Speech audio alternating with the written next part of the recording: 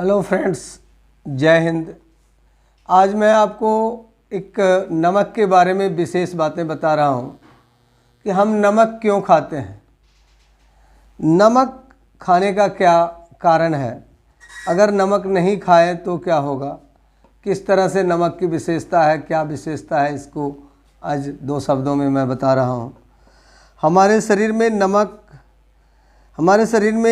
लगभग पानी 65% है। कुछ अंगों में तो इससे भी कहीं अधिक पानी है। उदाहरण के लिए मांसपेशियों में 75%, लीवर में 70%, मस्तिष्क में 79-79% और गुर्दे में 83 मतलब 83% है। शरीर में उपस्थित यह पानी शुद्ध अवस्था में नहीं है, बल्कि शरीर में उपस्थित पानी में नमक घुला हुआ है। इस घोल में नमक की मात्रा को संतुलित रखने के लिए हम नमक खाते रहते हैं। अब प्रश्न उठता है कि हम नमक क्यों खाते हैं।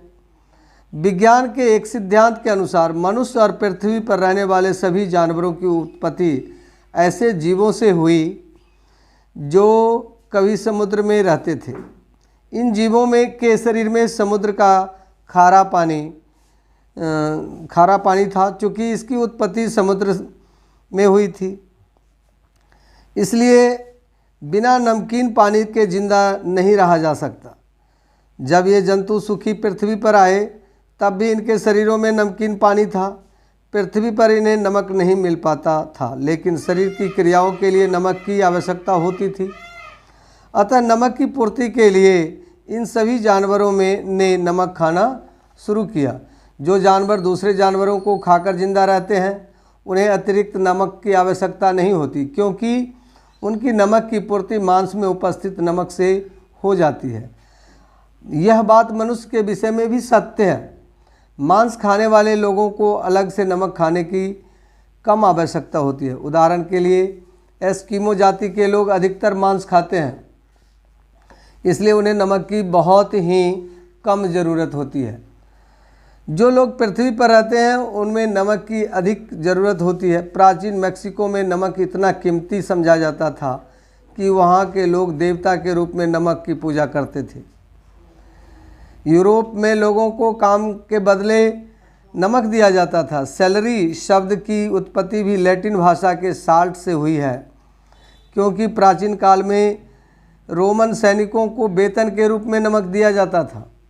हमारे शरीर में अधिकतर नमक त्वचा में रहता है। हमारे रक्त से विसर्जन क्रियाओं द्वारा नमक कम होता रहता है। यदि हम बिना नमक का भोजन करें तब रक्त का नमक कम हो जाएगा।